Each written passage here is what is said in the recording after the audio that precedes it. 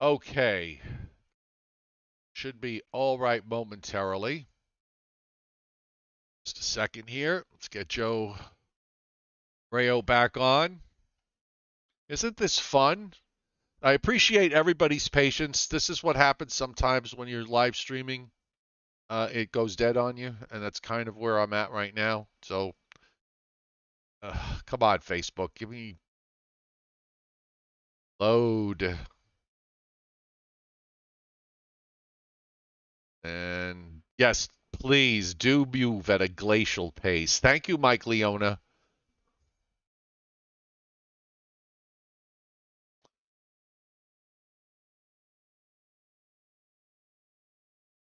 I can't now. I'm trying to get Messenger to come up, and it's just taking forever.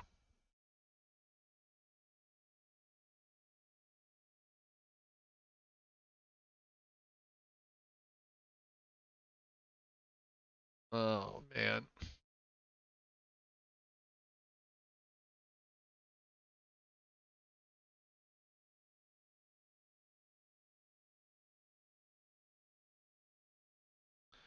Thank you, Brandon Doherty, for hitting super chat.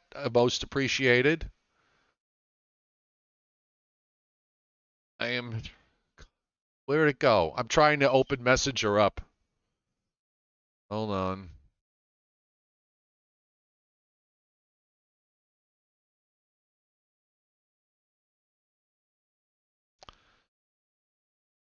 All right, to do this a different way. Oh, finally.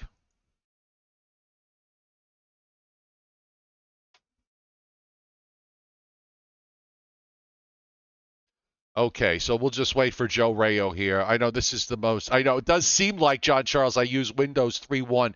It's Windows 11.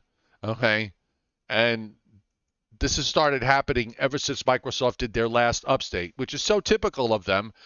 Put out a product that doesn't work, that doesn't work right, and then fix it later.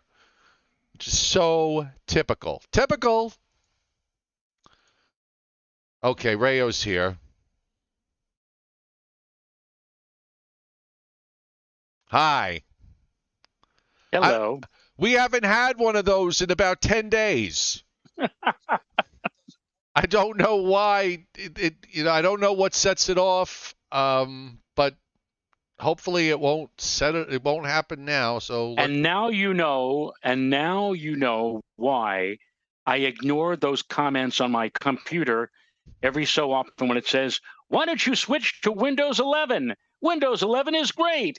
Windows 11 is zip, zip, zip, it's done." And I just say, "Screw you. I'm yeah. not dealing with Windows 11. I'm staying with Windows 10. Thank you very much." All right. So there you go. here's what we're gonna do, because I want to edit this all out. So I'm gonna start. So I'm gonna start the show now again. Yeah, I know it's just so ridiculous. All right. So let me start the show again. All Ready? right. On three, two, one. Tonight on the Joe and Joe Weather Show, we have calming weather conditions in the east as the winds drop off in the northeast and northern mid-Atlantic states. Winter storm warnings up in the upper Midwest, and winter weather advisories extend from there all the way back into parts of the northern Rockies. And the winter storm watches that you see up in the west, well, guess what? There are winter storm warnings up now. And we've got two storm systems that will be heading into the eastern part of the United States over the next 7 days. So we'll be talking about that and more tonight on the Joe and Joe Weather Show. Brought to you by Omni True Value Hardware at 1226 North Wellwood Avenue in West Babylon, New York, and Southwest Suffolk County on Long Island, serving the entire New York, New Jersey, Connecticut tri-state area as they get ready for spring. They've got mulch, topsoil, and sand, and they still have some wintertime products just in case we get another winter storm. But there's still time. 631 756 1125 is the phone number. Nowhere can you find better prices, and the website is OmniTrueValue.com. Well, good evening, Joe. Nice to see you yes, tonight. good evening.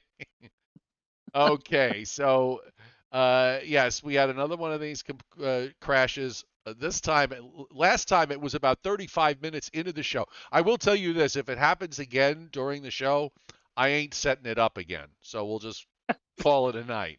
But keep your fingers crossed that it doesn't happen. And I wish I could figure out why. I get this beautiful blue screen that comes up that says um, there's been a little problem. I forgot how it's phrased, but it's written in this sort of really polite way. We're going to fix it for you, and we will reboot your system. And then it just Sits there. it sits there. So I just Oh. I powered down and powered up. Okay, enough.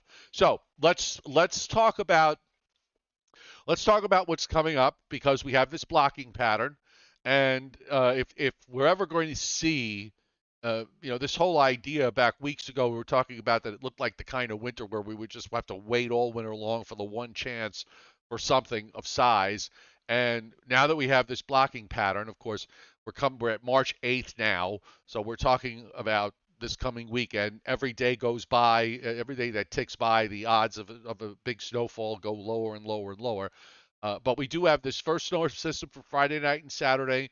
I don't think that's going to be too big a deal. And then we're setting up for one almost right behind that for early next week. And that one, Joe, I think the pieces are there that if they come together in a certain way, will produce a big snow for somebody in the Northeast. But pinpointing it now is a fool's game.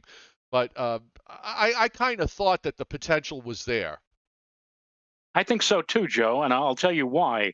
It looks like the system now that we're looking at for Monday into early Tuesday, that system begins to develop a secondary. The primary fades out much quicker than some of the other primaries we've seen out over the vicinity of the eastern Great Lakes near Erie, Pennsylvania.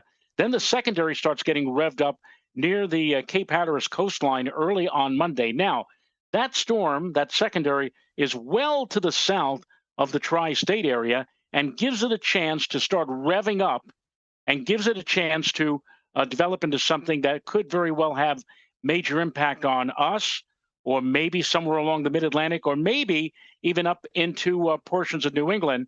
In fact, by the time we get to Tuesday of next week, that system, which again will be near Cape Hatteras on Monday morning, by Tuesday morning may only be near Cape Cod. So we might be looking at, for Monday, from let's say later Monday into Monday night, a significant amount of precipitation and a significant amount of wind.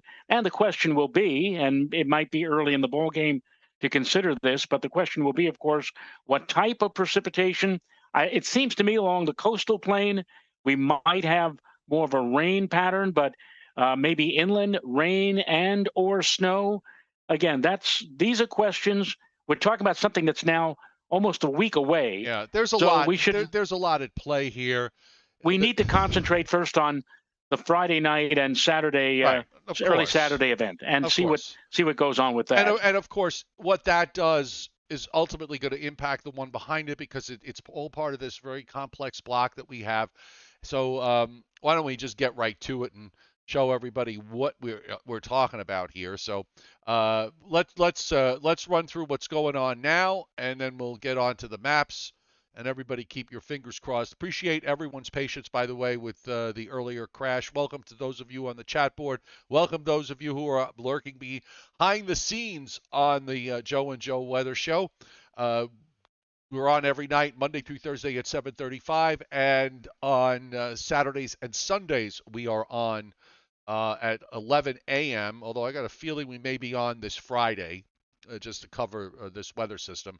And the beginnings of this are getting underway now as we take a look at the latest watches and warnings map. We've got some winter storm warnings that are up in parts of northeastern Iowa, southwestern Wisconsin, southeastern Minnesota, the small portion of northwestern Illinois. Also some warnings near the South Dakota-Minnesota border you see there, advisories from Wisconsin and northern Illinois that go all the way west up into northern Montana. We have winter storm watches up for parts of Idaho and eastern Oregon, but winter storm warnings are now up for the counties in the middle of the state and also, once again, in northern California and down the Sierra Nevadas. A lot of rain is going to fall also in the state, and we have flood watches up in many locations that extend downstate almost but not quite to LA. And we also have a few flood watches up in Nevada, as well as wind advisories. So that's in play. Speaking of wind, Joe, the wind here is for today was a little bit less, although it was gusty early, and I noticed the gusts were up in the 30 to 35 mile per hour range in the early afternoon in parts of the northeast and northern mid-Atlantic states, but they seem to ease a little bit later in the day. It's still kind of gusty around tonight, but I think you're going to start to see the winds ease off a bit more tomorrow. Yes, I think tonight the winds will still be, at least in the Hudson Valley, the lower Hudson Valley. I still think we'll be seeing wind gusts in excess of 20 miles per hour. But I think tomorrow they'll kind of level off at 10 to 15. And we'll have to wait until the next potential coastal atrocity comes along and rev those winds up again, probably sometime later on in the weekend. And again, more of that early next week. Yeah, you know what? That's what with a blocking pattern in March or even into April. You're going to get a lot of days set up like this where the wind is going to be a problem. And in fact, if you look on the satellite loop, you can still see the storm that's well southeast now of Nova Scotia and Newfoundland, that little ring there on the upper right, and it's beginning to start to pull away to the east, which is going to allow for some room and allow for this next system that's starting to organize in the northern plains. And there's quite a bit of moisture there. Also seeing some thunderstorms tonight in parts of north central Texas that have flared up. A number of lightning strikes going on there. Just want to check to see what SPC is doing because I really didn't even take a look at them today with respect to what they are forecasting here. And they actually do have a marginal risk of severe weather indicated for that area where the storms are moving through right now in Oklahoma and Texas. No tornado risk, or I shouldn't say no tornado risk, but they don't have that 2% area indicated. And then for tomorrow, we have a marginal risk from northeast Texas, southern Arkansas, northern Louisiana, and into northern Mississippi and northwest Alabama. This first system. This first system is, I don't know. I guess the best way I think of describing it, Joe, is that it's just kind of ordinary. There's something there, but it doesn't have the upper air support as we move forward for it to become anything of size and too problematic. I think it's going to play through pretty much as how models are advertising it right now. I'm not expecting it to become a bigger deal, and the severe weather forecasts are kind of a clue to this because if this was going to become a big deal, I think you would at least see some slight risk of severe weather Right. indicated in the southeastern quarter of the United States over the next 2 days or so. But you're not seeing that, so that kind of tells you that the atmosphere is not overly ripe for anything of size with this lead system. Right. The lead system is going to move into western Pennsylvania Friday evening, and then it will begin to weaken. There'll be kind of a handshake of sorts between the fading primary over central PA by late Friday night, and now the new system begins to take form somewhere east of the Virginia Capes. And that system starts to wind up, but by the time it fully gets its act together, it's now pretty well south and east of the tri-state area. And while I believe we're going to get precipitation out of this, it doesn't really look, and I agree with you, Joe, it doesn't really look like we're going to see a whole heck of a lot. And the question in my mind is, it might be cold upstairs, but down by the surface, down where everybody happens to be, it's going to be marginal as to whether or not the snow manages to make it down enough and to accumulate to any degree. It looks like it's going to be a kind of a wet snow deal. Well, we And managed to do it twice though. I mean, we just had it happen the other night. Not everybody got it. You didn't see yeah, anything, but right, areas just right. inland did. And then, of course, the one snowfall that actually of size from last week was done with marginal temperatures at low levels. And you know what? This time of year, But uh, Joe, I'm not saying you forgot. I'm not saying that. But the one that we had last week, don't forget, we had that frontogenesis line, that area, Oh, right. that ribbon, which provided the dynamics to allow the precipitation to come down really hard and literally cool the atmosphere enough so that, yeah, we ended up getting a significant accumulating snow. I don't really see that Yeah, with this system coming up for you're right. Friday night. No, you're absolutely right. And that does, when we get into, certainly when we get into the month of March, it's important all the time to have that, but especially at this time of the year, you really need to have it. Radar's quiet pretty much up and down the eastern seaboard. We've got a few scattered showers in parts of northwestern Georgia. Looks like a couple of showers dying out around Atlanta. By the way, the pollen count in Atlanta today, I think, was like something like 2,600. So, pollen sufferers down here are kind of going crazy. We've Wow. got a few showers scattered around in Alabama. You see them also, a little bit of a cluster of thunderstorms in the southern part of the state. Here's that complex that SPC is talking about with respect to the potential for severe weather north of the Dallas-Fort Worth area. In the upper Midwest, we've got snow in Wisconsin and Minnesota and into Iowa that is developed there. Some streaks of snow in parts of South Dakota, starting to get a little precip developing in Montana, in Wyoming, and over in Utah, and the beginnings of more moisture that's coming in to the great state of California. WPC and the 7-day rainfall, speaking of liquid precip amounts, speaking of the West, take a look at this. It's up and down the whole West Coast, Joe, even down to San Diego, the 1-inch precip line over the next 7 days, but not too far north of there.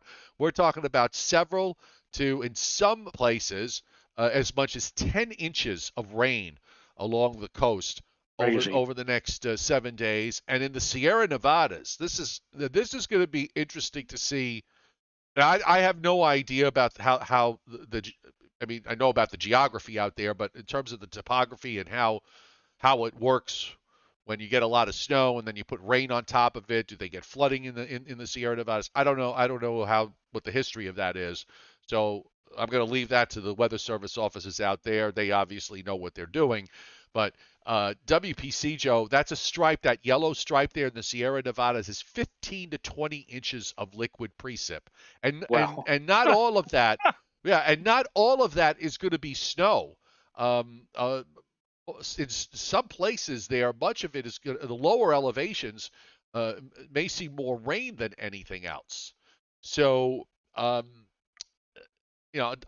does that cause serious flooding? I mean, I can't imagine it's a good thing after you've just put down anything anywhere from 5 to 10 feet of snow in some places, and now you're going to put down 10 to 15, 10 to I'm sorry, 15 to 20 inches of rain on top of it. And heavy rains, by the way, go all the way up throughout the Pacific Northwest. In the east, now you're seeing where WPC has got this ocean moisture. This what they're showing here covers two systems. So we're talking about half an inch to an inch and a quarter near the coast, and then just offshore, touching coastal New Jersey and the south shore of Long Island, is the inch and a half line. And I suspect that as we move through the next day or two, as models start to zero in on what's going to happen with the second system, we'll see these amounts maybe go up or down, depending on what transpires. Also, some heavy precip across the Gulf states, inch and a half to some 2.5 inch amounts across northern Mississippi, Alabama, and into Georgia. And as far as snow is concerned, uh, oh, of course, the map had to reset. Okay, so I had it preset and loaded to talk about snow. So I'm going to do that now. I'm going to load this up. We'll get the Weather Service digital forecast for the Northeast, and then we'll go out and look at the West. So this is now updated with tonight's forecast because they only went out to Saturday morning 12Z, so there might have been a little bit of time missing if someplace wound up going a little extra hour or two. But this is what they're doing at the moment, and the only thing I'll say is that they've now brought the coding to an inch line to New York City here, and then Right. running along I-95 to about Trenton to just northwest of Philadelphia. So that's one change. Now, I'm not good enough, but they obviously, I guess, however they figure this out, they put that little patch of snow over East Central Suffolk County. I don't know, and nowhere else, by the way. Uh, 1 inch amounts in Connecticut. Some 2 and 3 inch amounts in northwest Jersey, which I think makes sense. Also in the Hudson Valley, mainly west of the Hudson, and on up into the Catskills. So they're not showing anything big here. There's a 6 print there, just east where Route 80, near 80 and 478. So I imagine that's probably Mount Pocono or Hazleton, where they got the 6. Yeah. Well, let me just say that, and to make sure that the our audience knows, what you're seeing on the screen now is not man-made. It is totally and completely done by machine. And what I'm thinking, Joe, for that area on Long Island is that maybe the algorithm that is built into the equation to produce this particular map is catching upon, let's say, the pine barrens that are out in eastern Long Island, which always tend to be much colder, even in parts of the Hudson Valley. And they're saying, oh, okay, this area right here is cold enough to snow. Let's put some snow down over here, and that's why they have that, as opposed to the rest of Long Island.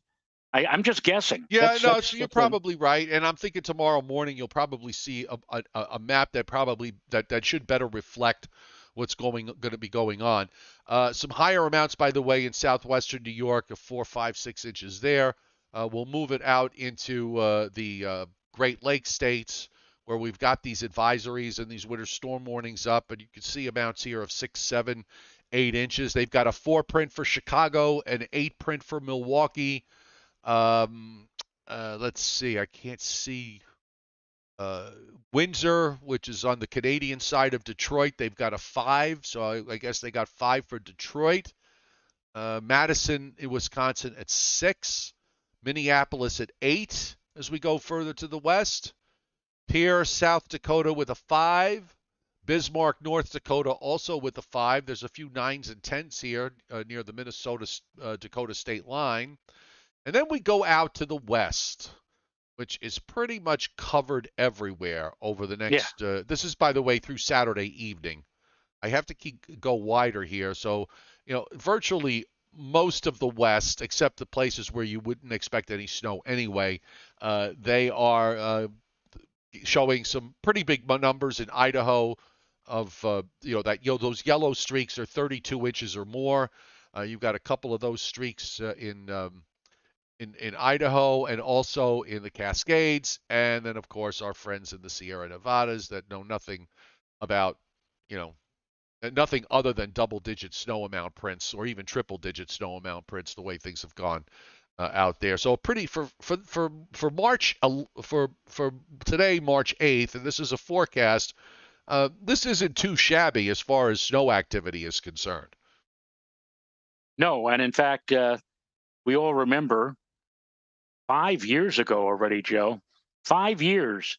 We had nor'easter storm number 2. Yes. And that one dumped upwards to 2 feet of snow across portions of the tri-state area. Yep. That was number 2. And we still had 2, and then we still had 2 more to go. That's right. And that was quite a week. And that was a blocking pattern that had all the teleconnections in these really extremely negative states, including a negative East Pacific oscillation that was, like, remember, it was 5 or 6 standard deviations negative. The PNA was so negative that it was off the charts. It was off the charts, and the thing is, most of the time when the PNA is negative, it's not necessarily really a good thing for snow lovers in the East. But because the EPO was off the charts negative and the NAO was off the charts negative, I doubt that I'm going to ever, that was, I'm going to say this, that's probably a once in a 20 or 30 year weather setup that we'll probably never see again. Well, I don't know. I intend to still be here in 30 years. Okay, well, okay, and of course, if you are, we'll be, all Monday through Thursdays at 7:35 and Sundays at 11 a.m. Although we might be live each in our own nursing facilities, but that's neither here nor there. WPC, the probability of at least two. Now, they on their late afternoon forecast, Joe, they nudged that 40 to, and you know how I like that 40 to 50% line. They nudged it a little bit further to the east, almost into northeastern New Jersey. So they're kind of going in that direction. And the 80% or higher is in northeastern Pennsylvania, covers all of the northern half of Pennsylvania.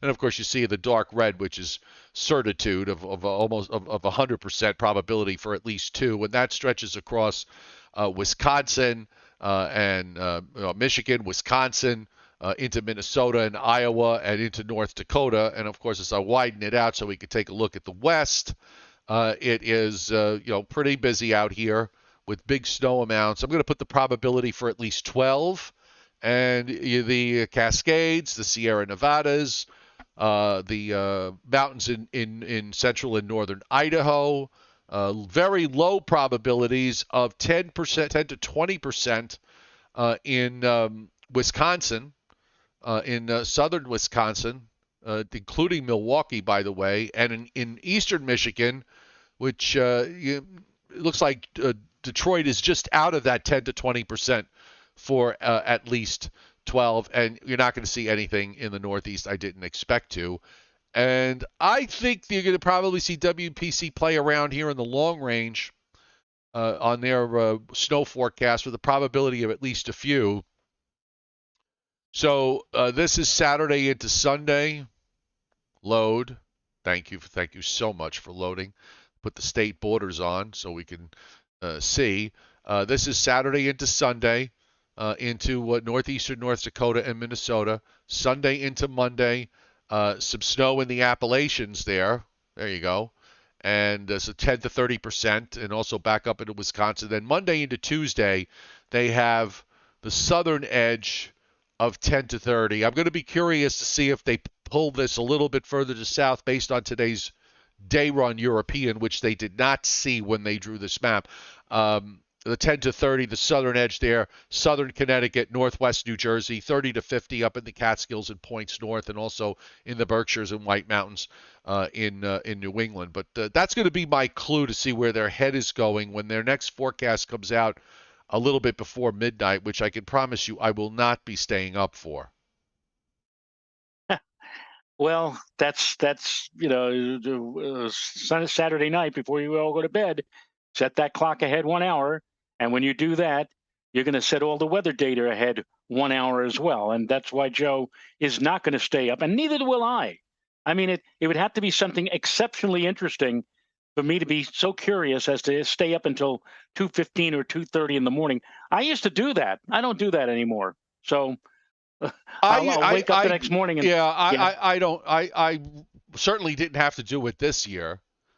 You know, I might have done it in the case that if it was some sort of big event, I would stay up to see the beginnings of the, at least the first part of the European when it was in range. But I'm not doing that either. So let's put it this way: if nature calls at like 3:30 in the morning, and my curiosity factors of a certain limit, I might just stalk into the kitchen with the laptop just to check what the European has said. But that having been said, we'll wait. Yes. So here's our blocking pattern. It's a very obvious blocking signature that you're seeing. I'm using the GFS model at the moment, but I will be switching to the European for comparison's sake. There's your big blocking high. We're talking anomalies up there that are 360 meters higher than they normally would be. That's a pretty exceptionally high departure from normal. So higher than normal pressures in the northern latitudes, lower than normal pressures in the southern latitudes. And you see the effect of that with these storms, one in the Atlantic that's south of Newfoundland. You've got the system that's off the coast of the Pacific Northwest. You also have a trough down along 160 down toward Hawaii. And that's something I've always said. You want to look for that troughing that's down to that latitude. It's also a split flow because there's another upper high that's in the Gulf of Alaska near the Aleutians, and that, Joe, is probably helping with a little bit of negative East Pacific oscillation influence, which I've always said is probably, of all the teleconnections, that's the one that's most important. Now let's move forward and show you what the GFS does. Then we're going to look at the European because there are some distinct differences when we get through the weekend and next week, so we can look at these two storms. So you see the energy in the northwest. It comes in.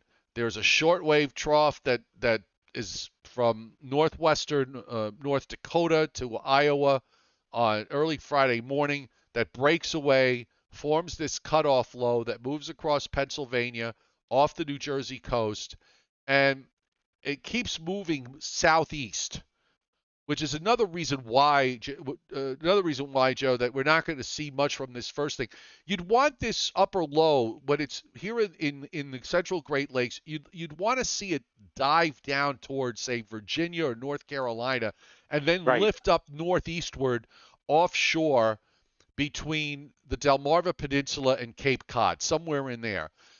That would make this a very, very bullish from the standpoint of not only precipitation, but in terms of you'd probably get a deepening storm in that case. But instead, it's doing it way out to the east. It goes down southeast out into the Atlantic, not too many miles north of Bermuda, a fair distance, but not too many miles. And then it makes that turn and goes negative tilt and heads up towards Newfoundland. However, that storm's really important because it does go to the what we look at it called the 50-50 low. And you see it here. This is later Monday, right in this area here. We have the storm from Saturday, and that allows the next short wave, which is by Monday evening, is in the Ohio Valley. That allows it to dig down. And the thing is, Joe, the GFS today on the 18Z run makes the cutoff, but what it does is it takes and it develops that secondary low right along the Virginia, North Carolina coast. And what it does is it takes it straight east and then, east of 70, then turns it north and then northwestward. It gets captured by the upper low in the Gulf of Maine, and you wind up with a big snowstorm in eastern New England, all the way down from, southeastern New England all the way up to Maine. That's what the GFS did on this late run. On the earlier run, it was a lot flatter. So the GFS is kind of sniffing out that maybe this might be a little bit more important than what it was advertising earlier. The European, on the other hand, is been consistent for several runs now to show something starting from yesterday, and it continues to hang on. It kind of pretty much is the same with this lead system. As we said, it goes more southeast and east and then lifts up, gets into that 50-50 low position. And here comes the next upper low. You see it there over the Great Lakes, and it really strengthens it and pivots it around so that it's sitting somewhere southeast of Long Island by Tuesday afternoon. Right. So this is why that's the main difference between the two models is really how it responds to this lead system and whether it can dig far enough south and east and then lift up to the northeast. The European, what I just said that the first system isn't doing is what the European is doing with the second system. Right. And I love that little sweep and that little curlicue, how it comes down off the coast and, as you said, goes north and then northwest. Yes. And that obviously is in response to the upper low. The two systems are the upper low and the surface system are trying to become vertical, so to speak, and we see that a lot during the great blizzard of 1978. Those of you who remember that and can go back that far may remember that the storm actually did kind of a little loop-de-loop south of Montauk, almost idling in neutral gear for a while, and that's what eventually led to the tremendous snows that fell in our area, but especially so just to the north of that looping, which was in eastern Connecticut and Rhode Island. Parts of Rhode Island, because of that little loop, ended up with anywhere between 30 and 50 inches of snow. Not saying that that's going to happen next week, but that just goes to show you what happens sometimes when you get the two teleconnecting, the upper low and the surface system. Jason Kaplan, by the way, hitting super chat, the super chat tip jar. Thank you, Jason. Most appreciated. I'm just trying to catch up from the crash from earlier today. And Brandon Doherty, I saw hit us earlier too, right before we had the crash. I switched down. I have the European up. The new 18Z European is up with, so we can look at the first system. It's kind of the same as the 12. It's beefed up the moisture a little bit and pushed it a little bit further north and northeast from the last run. So there's your primary low. Now, at least Joe, with this one too, you're not taking a low into Michigan. You're not taking a low Right. up into Wisconsin. You got a primary in northern Kentucky that winds up going near Pittsburgh, and then of course the secondary is going to pop up right there along the North Carolina coast. You've got the precip that's pushed up. Again, this is precip amounts that's being shown. It's not showing you precip type, so don't think it's raining all the way up into western New York. It isn't. And your surface low comes off the North Carolina, Virginia coast, makes a little nudge to the northeast there by the time we get to early Saturday morning, and then it starts to drop southeastward, and you see it right there. That's why we're not going to get, we're going to just get whatever we get from the developing low and that sort of inverted trough that extends northwestward into upstate New York. And usually in cases like this, it's pretty limiting. And then, of course, you could already see the next one shaping up. Now, this one at 90 hours, so this is 12Z Sunday, you've got a surface low in Minnesota. You've got a surface low in northeastern Texas. And as we switch over to the 12Z, they kind of match up pretty well. And you also could still see the back edge of the storm ahead of it. This one takes a track even further south. The low's up in northwest Georgia, and the primary's already gone. The low up in Minnesota with the upper low is gone. And the important low is in South Carolina near Charleston. Then it's near Hatteras. And here's where it differs from the GFS. It actually brings the low up fairly close to the coast of southeast Jersey before it starts to pull it away to the east-northeast and deepens it to a 974 low. That's quite the animal there that it makes. Then it does a counterclockwise loop in southeastern New England and then moves out to the east. So if you're rooting for a snowstorm, what you got to root for is you don't have to root for much. You want it a little bit further southeast than what this run showed, and then you might be in business for a full-scale event. But again, this is the world of the European.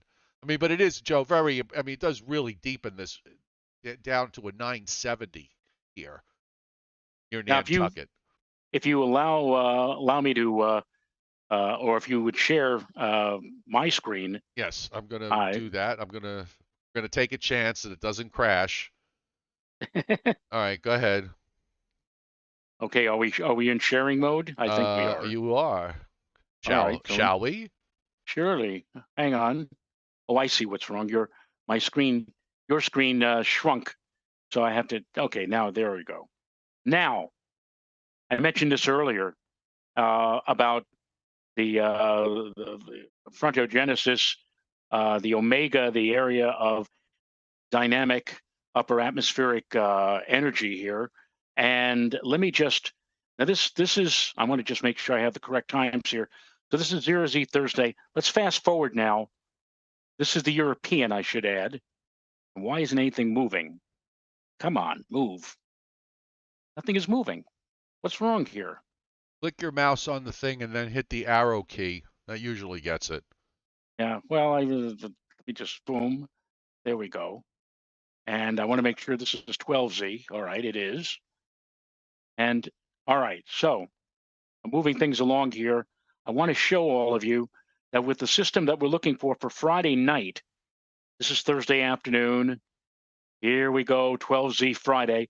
Now take a look. Now here at 7 a.m. on Friday morning, here is what I'm talking about, that area of energy that you would like to see if you're rooting for a possible snow event. You want to see something like this pass over, because this is where you get all the dynamics. This is where You can bring down the snow a bit heavier and steadier and help maybe to cool the atmosphere. But look what happens now as we move along to the midday hours. Where is it? It went away. And once we get into the evening hours, it's gone completely. That energy that you want to get or you want to see is totally and completely gone as of 7 p.m. on Friday night. Then looky what happens here. South and east of New Jersey, we're beginning to see some action beginning to take place now off the coast. And as we move along here, look, there it is. There is that offshore system. There is the secondary. You could see, look at the upper level winds indicating there's the center of the secondary, and to the east and south of the secondary is all the atmospheric energy that you would like to see to bring forth a moderate to maybe even heavy burst of precipitation. It's all way out here, out over the ocean, and nowhere near where we are. We are probably going to be seeing precipitation, winding down, but not enough really to make a big fuss, and that system goes away. Now, you're saying to yourself, all right, Joe, that's the Sunday, the Friday night, Saturday Joe, system. Just for a second, before you move away, because you could see the zero line, and a few people were asking about that. Can you show them where the freezing line is? Well, this is at 700. Okay, never mind. It's too high. We could do that separately.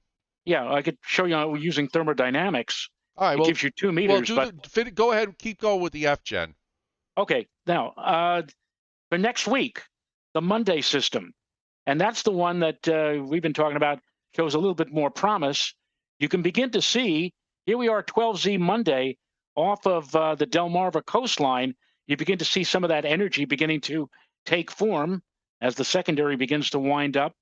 And now, look at that. There's a nice narrow stripe here immediately adjacent to New Jersey and then going south and east out to sea. And you say to yourself, oof, or as my grandfather would have said, my Italian grandfather, is oofa, it's going to be another one that's going to miss us. Well, maybe not necessarily so. As it moves northward, notice that it continues to develop, get its act together. And now, remember what Joe said, how the surface system kind of comes up around and then loops to the north and west. And take a look at this. It is looping. Look at that area that literally just curves all the way around until it's almost back into, well, the lower Hudson Valley by Tuesday morning, 12Z. And then we still have, look at this, a little break-off piece that's over Long Island and in the vicinity of New York City for 18Z. This is on Tuesday now. And then it's pretty well gone. There, by the way, there is the system, the secondary. It's sitting there, but it probably what is happening here is that during Monday into Monday night and early Tuesday, it occludes to maturity, and so now it just is weakening as it moves out and away, as you can see with the wind barbs away from the coast. But that is interesting that indeed the system winds up and kind of loops around and tries to come back into our area for early Tuesday morning. That will be something to watch, Joe. I think that'll be something interesting. Well, for us. By the way, we're making the assumption here that that is assuming that the European is right on this idea where we've got, this, massive deepening low underneath a vigorous cutoff in the upper atmosphere. So we're not 100% sure that that's going to happen yet, but. I guess if you're a snow lover, you have to be at least rooting for on the premise that the European's been doing this for 2 days now and hasn't really backed off. So, and the GFS seems to be still in that mode where it's kind of changing things. It had a very flat system earlier today. Now it's got this dynamic system, but it's just further north. So we'll have to see. Well, the next few runs I think will be pretty important in terms of establishing which model's got the right handle on it, and then we can sort of figure out where we're going to go from there.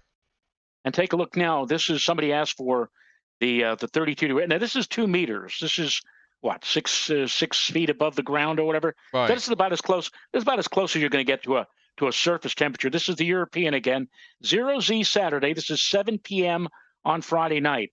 Take note of the fact that right here in the heart of the lower Hudson Valley, the temperature, the isotherm here is 35 degrees.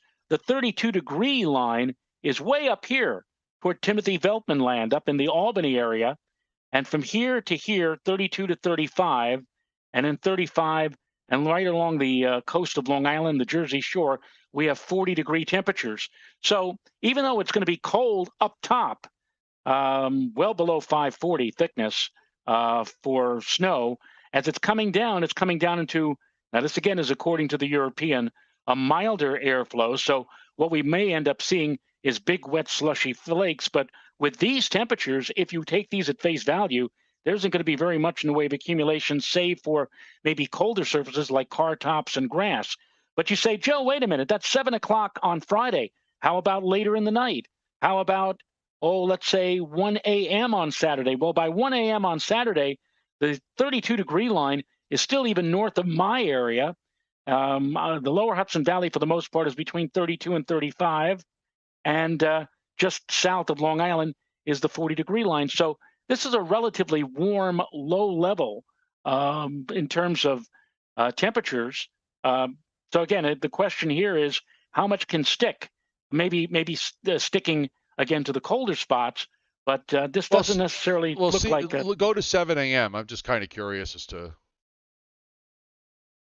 7 a.m., the 32-degree line is right about on top of my house. Right, and the 35-degree line is right along the coast. So, well, right along the Connecticut coast. Right, you're going to have to get some kind of intensity in order to make these numbers be too high, which is not impossible. But with a system like this, where you're not dealing with all that F-gen, as you say, here's the storm. Yeah, here's the storm down here, and the F-gen is way out over here. It's way out. So that's why this one is probably the lead system is not going to be, it's not going to be much with respect to snowfall. I mean, maybe somebody winds up with a few inches inland and maybe a coating to an inch on the coast if it comes down hard enough. But I just don't. Again, with all the dynamics you've been showing, it's pretty obvious that there's not a whole lot of upside here. And for the folks who are putting all their eggs in the basket for early next week, from Monday, here's the system. You can see it quite clearly. Again, this is on the smooth contours for the 2-meter air temperature on the European. Now, the European, remember, had this system coming up and the energy kind of swooping around and back. But what can you do, Joe, when the temperatures are this warm? I'm not even sure. Let's see. The 32-degree line at 1 o'clock Monday afternoon is way up here. And this is, I suppose, 35. I'm not sure if this is 35 or 40, but it's right over the heart of eastern New York. And then as we get into the evening hours, let's say 7 p.m. on Monday, here's the storm, quite obviously. But look, the 32-degree line is still up near the Adirondacks, for goodness sake. Here's 35. New York City would be 40. So maybe we do get a big storm, and maybe it does wind up to be something.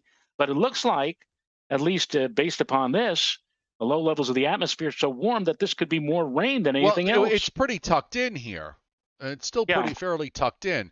Keep going. Let's just see when we get to Tuesday morning.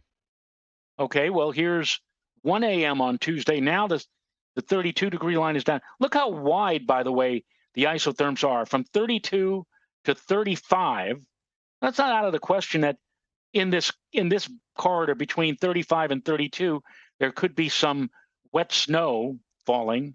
I'm not sure what the thicknesses are, but if it's below 540, this could be. Oh yeah, I think that's the thing. The thicknesses are below 540. In fact, if you look at 850, the 850 is pretty cold.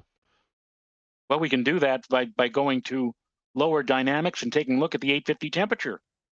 And there you go. There's the 0850 line.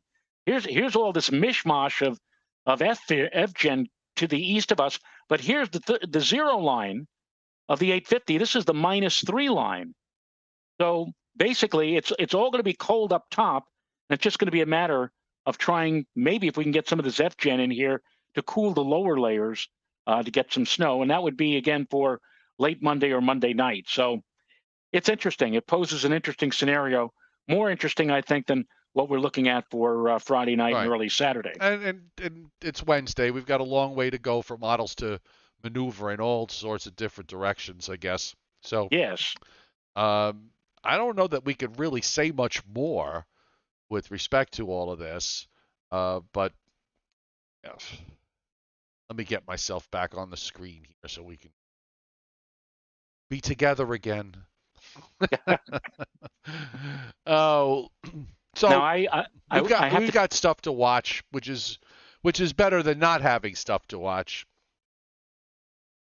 now I have to tell you something that I think I did a favor to the folks over at our friends over at the National Weather Service in Upton. And that is I wrote to our friend Bill Goodman this afternoon, and I said, Bill, I just took a gander at the Upton zone forecasts and noticed that you guys have broad brushed both Nassau and Suffolk into one forecast, Long Island and Westchester, Rockland, Orange, and Putnam into one forecast, Lower Hudson Valley. In other words, if you look at these forecasts, they have Long Island broken down into northern Nassau, right. southern Nassau, northern Suffolk, eastern Suffolk. They're like 6 different zones. And yet tonight, I noticed that for Long Island, they just had Long Island forecast. For the Lower Hudson Valley, instead of showing Orange and Rockland, Westchester, Southern Westchester, Northern Westchester. Right. Instead of all doing that, they just had Lower Hudson Valley. And so I said, is this temporary or something new? I hope it's the former and not the latter. And I also pointed out, I said, quite frankly, I think that Orange County should also be broken down into 2 zones, north and south, with the I-84 corridor as the dividing line. Well, Bill answered me back. Actually, he answered me back about half an hour ago. And he said, hi, Joe. That's a big problem. We created new fire weather zones that are broad brushed like that, and with which I also disagree, especially for Long Island, but those should not represent our public forecast zones. Thanks for catching this. I'm going to let the folks over at the office know that this is a problem. So I somehow or other, I think what happened is with these new fire zones that somehow or other it got mixed in with the public forecast zones, and that's why you have Lower Hudson Valley and Long Island instead of the regular zones that had broken down into different places or whatever. So, and Bill wasn't aware of it. I don't know if anybody at the office, National Weather Service, was aware of it, but now that I brought Bill's attention to it, he's going to tell the guys over at the weather office, and so I presume that come tomorrow, everything will be back to normal again. Well, you've done your good deed for the day. Yes. All right. So look, normally we would do Briller Jeopardy at Briller. this, but yes. You know what? With the crash, and I got some editing to do. I think what we'll do is you have it, right? Yes, I have it. Okay. Tonight. So let's save that for tomorrow night, and we'll decide tomorrow night whether we're going to do something Friday night. And then we'll let everybody know then. So okay. So let me just say special thank you to everybody for hanging around during that crash that occurred at the beginning of the show. I don't know what to tell you. I wish I knew what the problem was. I thought it was maybe when you shared stuff, but that theory is now out the window. So it's something else that's causing it, and it only happens when we're doing the show. So it's probably, I'm thinking it probably has to do with the software that I use to broadcast with, Joe, is they updated it. There was an update for it about a couple of weeks ago, and that's when the crashes start. So I'm sure, because I've seen it before where they've sent out special fixes for other crashes that didn't impact what I was doing, but was impacting gamers and because they use this software in a far more sophisticated way than I do. So I'm going to go do a little investigating on my own, figure this out, and we'll be back tomorrow night at 7:35. So thanks for your patience, thanks for hanging around, and thank you for the 129 likes tonight. Yes. And thank you again to Jason Kaplan, Brandon Doherty, Bob Paxton, David Fuller, and Sammy Presley for your hits on Super Chat. Joe and I always appreciate it. Yes. So we'll see you tomorrow at 7:35. Keep your snow lovers, keep your fingers crossed that the European keeps doing what it's doing and the GFS starts to come along for the ride. So we'll see you tomorrow. Bye. Bye.